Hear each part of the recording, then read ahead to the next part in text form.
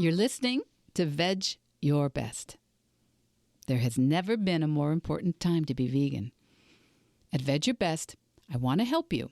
I want to help you limit and eliminate the consumption of animal products without feeling deprived, overwhelmed, or unsupported, even if no one you know is vegan.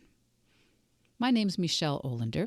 I'm a life coach, and I know that if I could go vegan in my 50s, with all my excuses, I know you can start moving in that direction too. Vedge Your Best, and there's nothing you can't do. Episode 176, Yearly Goal Setting, Part 1, My Backstory.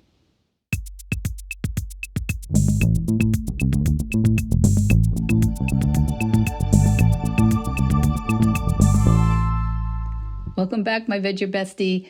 Welcome back. And if you're new here at Vedge Your Best, if you found this podcast, there's a pretty big back catalog of episodes, but this could maybe be a great place for you to start. I'm starting 2024 out. For me, for you, my listeners, for my clients, I've started out the year trying to share a bit more of my own processes, my own goals, my own coaching strategies, wins and fails.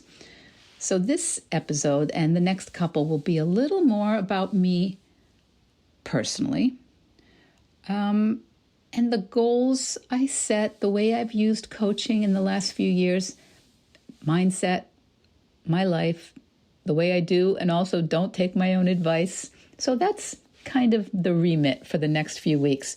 And if you've been following along, I would love to know if my wins and fails remind you of your wins and fails over the past year. And what is it you're thinking that means for this upcoming year? And by the way, if you are listening in July of 2025 or August 2038, the concepts are all still relevant, I think, because you always have an upcoming year. There's nothing cosmically different about January or January 1st, except that a vast number of other humans on planet Earth are also turning the page on their calendars at the same time. And I think that does have a certain power to it, that shared experience, because shared real-time experiences are few and far between these days, I think. You know, we can all just stream video and binge watch 6 seasons of a show at one sitting. We don't have to all wait together with bated breath for the season finale or to see how a certain cliffhanger episode ends up. We can all just watch our own siloed news shows these days. When I was little, almost everyone watched one of 2 nightly news shows at 6 p.m., I think it was. And there was only 30 minutes of news, which included TV commercials, so more like 22 minutes of news. Anyway, the point being, I do love the technology. I love the options. I love new media. I love access 24/7 to what I'm interested in. But I think it does mean that we have fewer universal shared experiences in our day-to-day lives. But New Year's, changing the calendar, changing that date, that's still one of them. Now, I also know, since being a coach, that New Year's resolutions give a lot of folks the ick. I get that. I think I know why. It's different for everyone, but when your resolution is to have something or create something or be something that doesn't currently exist, it's daunting. It can be dispiriting. And we talked about that a few weeks ago on episode 173, Leave Something Behind in 2023, I think was the title, because it can be daunting to create something that doesn't exist because you're already fully booked. You're already using your 24 hours, mostly with things that are not optional for you, things like breathing and working and keeping loved ones alive and doing what needs to be done to stay housed and clean and fed and in compliance with most state, local, and federal requirements. So the not optional, the mandatory fills a huge part of your day. And then there's that default activity in your life, which good or bad or indifferent, it just goes. It's just dialed in automatically. It's the route you take driving, your order at the takeout, the choices you make, the purchases or places you shop, where you spend time, where you live your life, the things that are not optional as far as you can see, and the things that are on autopilot, well, that's it. That's 24 hours a day. So to make room for something new often means leaving something behind. And if your goal is a big outcome or a result that is a big challenge, and day to day you're still in a place where what you wanted or resolved to create doesn't even exist yet, it's like a constant reminder of what you don't have. Very negative. A constant reminder of what you didn't accomplish yet. Very negative for most people. Now, I personally like goals. I always have a lot of them. But I can see that in the areas where they have worked well for me, it's because I've been focusing on what I can do and focusing on the daily part of it, not just the ultimate outcome. If my goal was to publish a best-selling book, well, a lot of that is, of course, out of my control. And day to day, even if I were writing consistently, I would still not have it. Now we'll come back to my writing goals probably next week. But today I'm going to share with you some of my thoughts about my recent back history of goals and resolutions, and I'm going to give you a sense of how I use an evaluation process in my own life. Now, when I became a coach in 2019, I had the following list of things that I was working on with my own first coach to have a focus, to have some organizing principles for my life in the year ahead. I was 60 years old. I had just come through a few months of being with my mom as she had suddenly become ill and gone from vibrant, independent, active mom into agonizing pain and then hospice between May and late August. Very intense, and it didn't seem a short period of time then, but it ended up being a short time. And as many of you have learned up close and personal, if you're any age at all, everything is important. Everything is urgent until you're sick, until you're injured, or until someone you love is sick or injured. And then you kind of start to notice what's important. So that was an experience that I had gone through in my early months of being a coach. And I think this list, it kind of illustrates where a lot of my thoughts were at the time. I was already vegan. I didn't have any health issues or concerns to speak of, but I had watched my kids lose their beloved grandmother, and I had started to think that it was really my responsibility to my adult children, to my husband, to myself, that I bring a lot of the intentionality and focus that I had practiced in learning to make vegan choices, to bring that same kind of intentionality and focus into my current life and into my future self. And I happen to still have that list from November 2019 when I was working with my coach.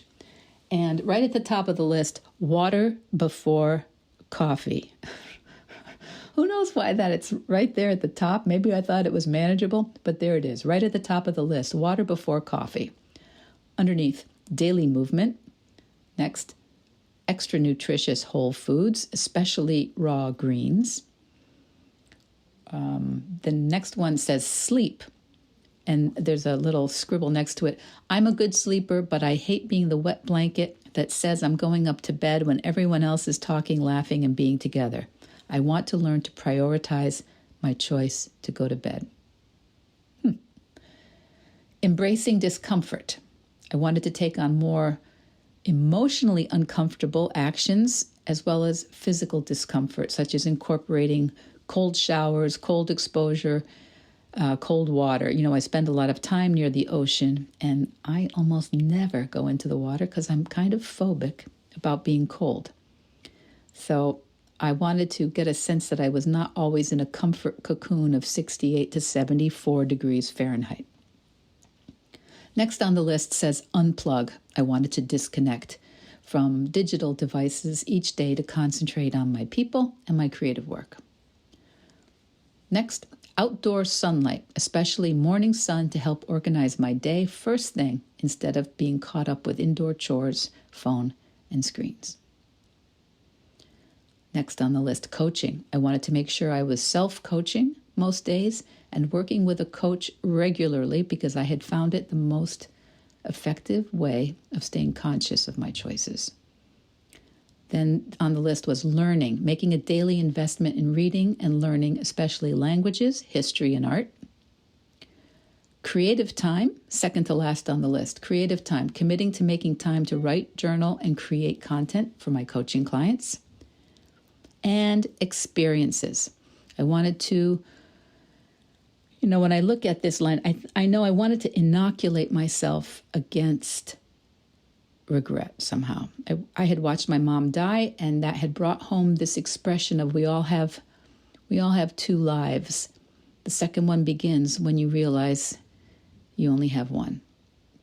So of course, I had made the resolutions and goals before, but this was the first time that I had systematically, intentionally written them out in a way that I still have them today, 4+ years later. Water before coffee, daily movement, extra nutritious food, sleep, embrace discomfort, unplug, morning sunlight, coaching, learning, creative time, and experiences. So let's look at those based on 4 years ago, what worked well, what did not work well, and what I would do differently. So today we're going to talk about what worked well in some of these lists and what did not work so well in the list, this particular list, my backstory of New Year goals. And in the next week or two, we're going to talk about what I would do differently and what I have chosen to do differently for my list for this year. So water before coffee. In fact, when I look at that, before I pulled out this list, I didn't have any idea that that's when I began this habit in earnest. So it just seemed somehow to be either a pretty easy change or a change whose time had come. The process is I drink as much water as I can in the morning. I just keep pouring it down before I even think about coffee. And over this period of time, over the 4 years, I know I've also tried to push off my morning coffee so that I typically am not drinking it in the first 45 minutes or an hour that I'm awake. So I don't know if that was just an easy win. I guess it was an easy win. Daily movement also worked well. And that's because I was pretty vague. And yes, I do move every day. In later years, I've made it more specific, more challenging. We'll talk about that next week. But daily movement was just right for this first iteration of a written goal as a new coach. Because, and one thing it did include right from the beginning was one push-up. Do one push-up, which at the time I really could not do. So anyway, that was a win. Extra nutritious food, that also worked well because I made it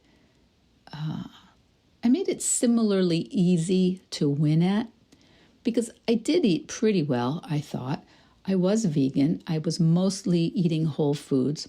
But was I really incorporating as many so-called superfoods as I could? Was I eating for convenience and entertainment, or was I eating intentionally? Anyway, I started by just eating a leaf of spinach or arugula or kale raw here and there with no expectation of particularly enjoying it, as if I was taking a vitamin. No dressing. I was just making this deliberate choice, and you can't believe how quickly I actually started to really enjoy, really love this particular habit. So I tell everybody who works with me, try it, even one leaf. Try just eating one intentional leaf of unadorned fresh greens, raw greens every day, multiple times a day when you can. And now, honestly, I eat them by the handful, no dressing. My kids think it's crazy, but I actually think of it as just being really good to myself and really being appreciative of the kind of nutrition that I have access to in this world. And if you ever see my Instagrams of lunch, I almost always start the plate with a heaping amount of raw greens. Then the rest of the food gets added. So that was a win.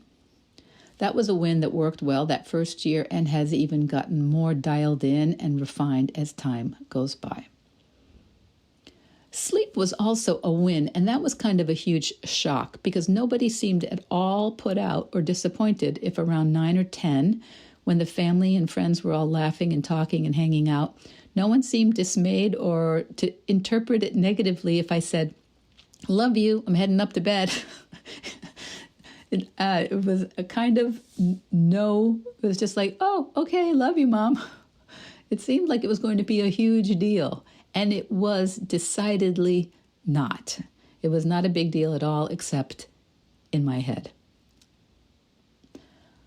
Next on the list was coaching. Coaching, both self-coaching and working with my own coach, was also basically an easy win that first year because honestly, nothing I've ever done has made such a positive impact on my life as performance coaching.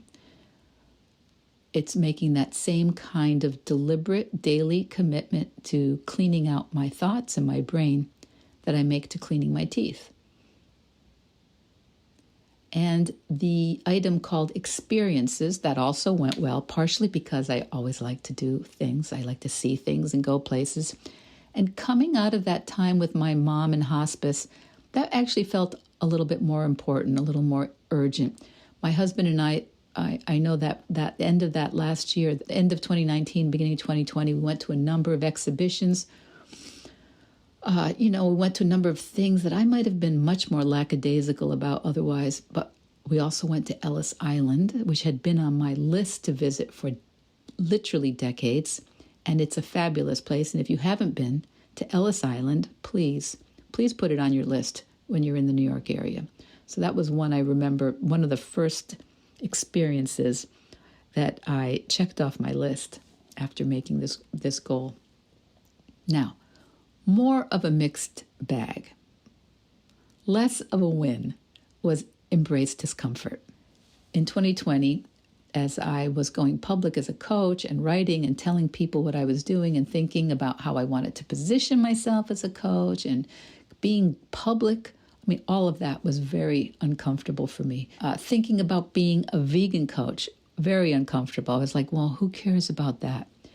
And then I launched my podcast in 2020, and that was also very much a result of me embracing discomfort, emotional discomfort. So that I was proud of myself for, but physical discomfort, not so much. I had thought that I wanted to toughen myself by going in the ocean or maybe cold showers. Nope. That did not work well, and it is still not an area that I have conquered. I think it's because I made that goal of physical discomfort a little too all or nothing, and I didn't know exactly why it was important to me, and it seemed like a good idea or a should. But maybe it's actually someone else's goal. I'm still not entirely sure. When we talk about my current goals next week, we'll see what I've done with that idea. That's not the world's best teaser, is it? Well, another area that did not work well in 2020 after I had implemented this list was unplug. That did not work well, and as a new coach, I think maybe I was on social media more than ever, looking at how other people were doing things. Not a win. Not a win. And I think because I had this story in my head that it was important for my business and learning about marketing and meeting people who might want coaching and might want to move in a vegan direction, I think it just all fueled this sense that I needed to know more about what was going on social media. So that was not a win. And my goal of learning, also kind of a mixed bag. It was a win in some ways because I'm always learning, reading, studying to some extent. And that continued pretty much as usual. But when I set the intention, that goal, I think I had this this hope to be feeling that I was learning in an organized way and feeling some sort of mastery, some sort of depth to my learning. So that was an interesting distinction. I was doing it. I was learning things, lots of things, but I felt very all over the place, very disorganized, and I did not feel that level of depth and mastery that I think I wanted. So next week, we'll talk more about the ways I have tried to address that in particular this year. Because yes, sometimes you try and give yourself an easy win, and that's great, like one push-up. But other times it can feel very unsatisfactory, like, yeah, that's not what I was going for. Morning sunlight was also, that first year, a bust, mostly a bust. But at least it became something that had like moved up into the front of my thought process. It was something I started to think about. And I started to realize how often I was getting stuck in the house and getting lost with chores and urgent but important tasks and computers. And then suddenly it was lunchtime. But the good part of mostly failing at that goal of getting outside in the morning, the good part was it started to, in the back of my mind, be an area where I was looking for a way to figure that out. So I'll tell you how that goal has continued to be on my list this current year and upcoming. Now, the last mostly fail item on the list in late 2019 was creative. I kept that item also pretty vague, also thinking that it would be an easier win for me, but it mostly felt like a fail. I've had this idea of a book in the works for years now, and we're going to revisit that. But to be fair to myself, I did create a lot of content all through 2020, and then I got very serious when I launched the podcast in September 2020. And most of that is, part of that is concepts that I want to put in a book. What really happened, I think, if I'm evaluating that creative goal for that year, was that I made a goal which I did keep up with, but which I evaluated it on the basis only of the book. And so I smushed a bunch of thoughts into one goal. And I think that's something we all do to some extent. We kind of have rules about our rules, subtext. So next week, I'll tell you what I'm doing about that for 2024 or 2024, if you prefer. So kids, what do you think? Did any of my goals, fails, or wins remind you of things that are on your list or things that have been on your list? Are there results you wanted to create or still want to create? Is there a life you want to experience in the next few months? Even if the idea of New Year's and resolutions give you the ick, which is exactly the actual word one of my clients said recently, even though she actually does have a very specific result she wants to create in her life. But even if resolutions give you the ick, it's interesting to examine why. It's interesting to examine the thoughts of how we think we create our days and weeks and what it would take to change any of it for the year ahead. So I'll be giving you my current plan next week. I think I should actually do a quarterly plan for a quarterly check-in here on the pod with you all so you can see where it works and where it does not in my life. I think I should be more transparent about some of these things. Not that I've been hiding it from you, but sometimes I wonder if it's interesting to you. So you guys can let me know if you would like to know more about it or less about it. But I think it would be a good system for me to implement, and I'm going to let you know my concerns and fears for the upcoming year. And I have them. I do. In the meantime, thank you, all of you, every single one of you, for listening and sharing and subscribing to Vedge Your Best podcast. Did you know that those are the kindest, easiest, most effective ways that you can support vegan businesses, creators, advocates, and thought leaders that are out there? Really, all of us who are trying to help people move in a vegan direction or restart their vegan work or to take their vegan advocacies or businesses or ideas to the next level, We all thank you so much. If you've rated and reviewed this podcast, thank you. Thank you so much. And thank you in advance if you'll take a minute or two in the next day to share the podcast on your social media or write a review. Honestly, it is everything. Okay, so think about your history with goals and resolutions this week. Think about it. Think about the year ahead. Think about what you are dreading and what you are anticipating and looking forward to. And we'll talk about that next week, how I am structuring many of those things next week. Okay, until then, Vedge your best. Vedge Your Best podcast production, music, and editing by Charlie Weinshank. Thanks, Charlie. Before you go, it would mean so much to me and the Vedge Your Best team if you would hit subscribe, leave us a 5-star review, or share with someone you think might be interested. Something about algorithms, it helps bump us up a little in the rankings, and that's the best way to help others find the podcast and for us to find our audience. So, until next week, make it easy and veg your best.